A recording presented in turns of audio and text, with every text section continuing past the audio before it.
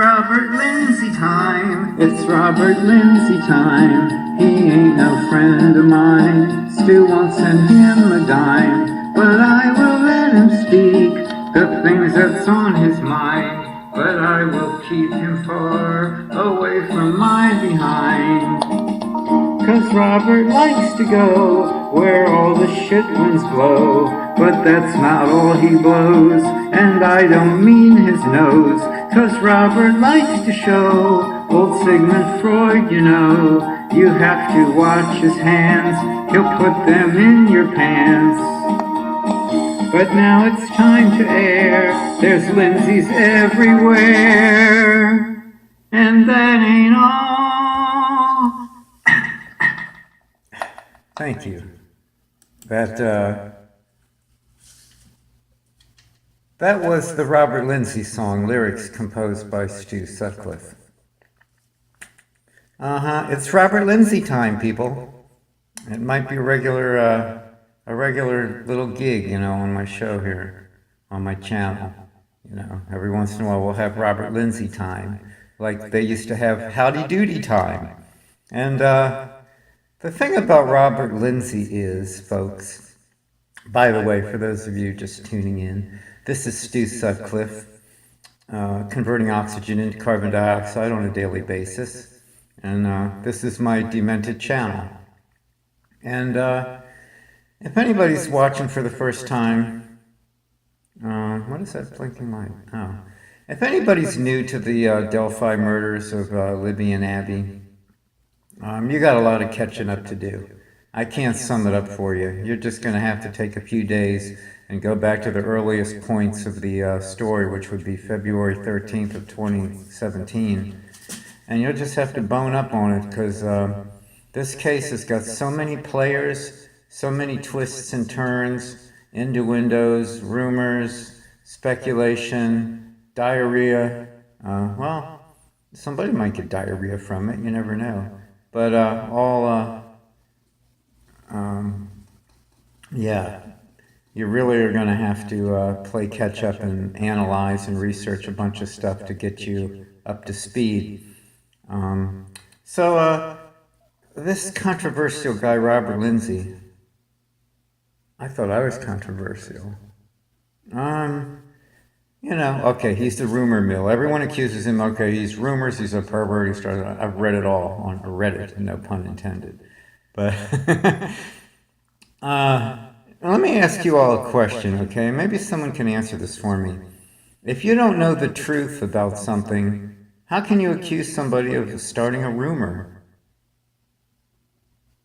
How? Anybody know?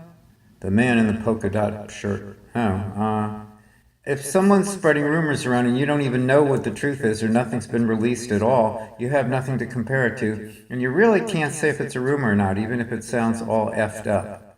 So, anyway, let me get on with what this is all about here. Yeah, Stu Sutclif, y'all know who I am. Y'all know. Okay, this is a musing from Robert Linsay. I think it came out around June. I'm going to read it to you and let the viewer decide. And if you don't like Robert Linsay or anything about him, and if you don't like me, you're on the wrong channel, okay? This is the Stu Sutclif channel. I don't have any charts and graphs for you. I don't have any Google Earth. I don't have any money to send you. But you can email me at realstewsutclif@gmail.com. And you can even send me a dirty email. I don't care. It'll make my day. Ladies and gentlemen, before I read you this Robert Linsay theory, this is a new theory going around Delphi that says there were 3 killers who killed the girls, according to RL. And I don't mean Ron Logan. But first let me tell my listeners, I'm in the Carolinas, and as of this video, Hurricane Florence is barreling her way right towards Uncle Stewie. What am I going to do about it? Nothing. I'm going to have a hurricane party. I'm going to go to work and I'm going to drink. But I am in the storm's path. I'm a little ways inland. Got a lot of trees, a lot of big oak trees in on my property here, in my flat. And just wish me the best, you know? I'll probably be all right, because only the good die young, so maybe I'll be okay. Okay, now, folks, for the moment you've all been waiting for, it's Robert Linsay time. It's Robert. Oh, we already did that. Okay, so here is some writing that I'm going to bring to you, and I will bring you more. And anybody that this guy is so hated and misunderstood, I've got to do some stories on him. I have to acknowledge him. You know, I'm almost a little jealous. But whatever he is, he's a prolific writer, and he writes and writes and writes and writes and writes and writes and writes and writes and writes and writes and writes and writes and writes and writes and writes and writes and writes and writes and writes and writes about Freudian shit stuff, whatever you want to call it. All right, okay, my listeners, pay attention. Oh, for those of you that asked about Nancy Brill, she's doing okay. She will probably contribute to an upcoming video. You know, she might even contribute to something else better than a video. I'll have to wait and see. All right, so here we go. This is the title of this musing by R.L. Robert Linsay. Sorry for the dogs and cuckoo clocks or whatever else that's going on in the background, but my dogs are my life. Okay, there is a new theory going around Delphi that says there were 3 killers who killed the girls. A man in his 50s, the Bridge Man, a major local criminal. He controlled meth manufactured at the bridge, and he controlled a lot of meth being sold around Delphi. At the time of the murders, this man had small children, a niece and a nephew, living with him. They were taken away from him at one point and sent to the grandparents. This man was the children's uncle. Both of the children told the grandparents that their uncle killed those girls. When the girl saw the photo of the bridge guy, she said, "Look, that man is wearing Uncle X's jacket." Although this man is a major meth dealer in the area, he never seems to go to jail. He seems to have a cooperative relationship with L.E. and may well be a confidential informant.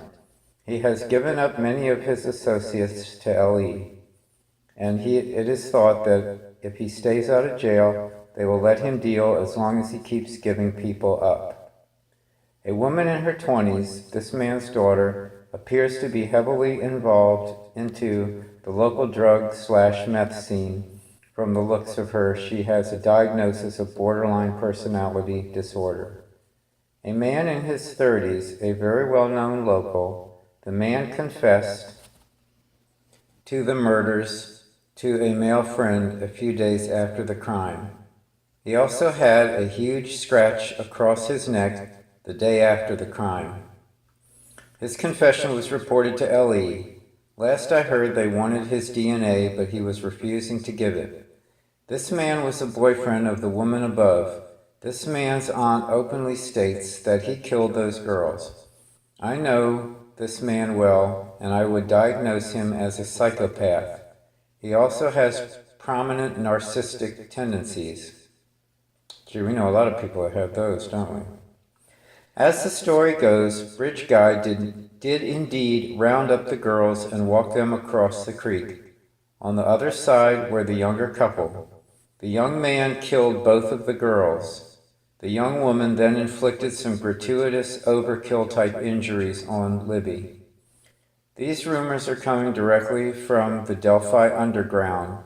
The sources are friends and associates of the older man above.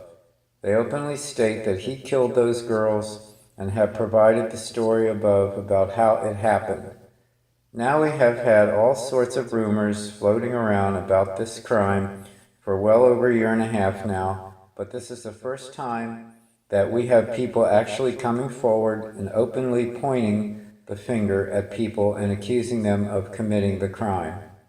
Keep in mind that this man's very own friends and associates are accusing him of committing this crime. That's pretty powerful evidence. Source: a Delphi resident who is closely attuned to local rumors and very knowledgeable about the community, especially its underground element. So there you have it, ladies and gentlemen, musings of Robert Linsay, and he did use the word rumors a lot, so we will take it at face value. Okay, cool. And you know, Robert Linsay. Robert Linsay, the pictures I've seen of him, he's got that funny little smirk, you know. You know who else has that funny little smirk? That Dr. Oz guy. And the eyebrows and stuff, they both of them have a similar look like a schoolboy, like that's gotten caught by his mother or something, choking his chicken, you know, and gives that look, you know. That's the kind of look that they have. One more thing I do want to add about some of the posters out here complaining about people making money off the Abby and Libby case. That's par for the course. There's nothing wrong with that. If Robert Linsay, he won't get a dime from me. If he wants to make money from the case, look, okay, Dr. Oz made money from it. Nancy Grace made money from it. Dr. Phil made money, and nobody complains about them, but if a YouTuber does it, oh my god, he's gonna make money, he's exploiting it. Oh, you people don't know what you're talking about to say that. You don't know what capitalism is. And it's not hurting Abby and Libby or their families if someone makes money off it. It would be nice if they gave the families a little bit of the money, but they don't have to. Go back and read your Bill of Rights. But anyway, I don't want to hear it anymore. Somebody is going to make money off of it. Everybody makes money off of everything. Welcome to America. Hello. Yes, dude, that's our system. All right, that's how it works. You tell him. I will tell him, whoever you are. Nancy Brill said that that's my conscience. I've been searching for my conscience for years and years. All right, so that's all I have to say. It will be Robert Linsay time again someday, but right now we're going to take a station break because I have to go to the bathroom and maybe go out and saw some limbs off of some trees before I get hit by the big one.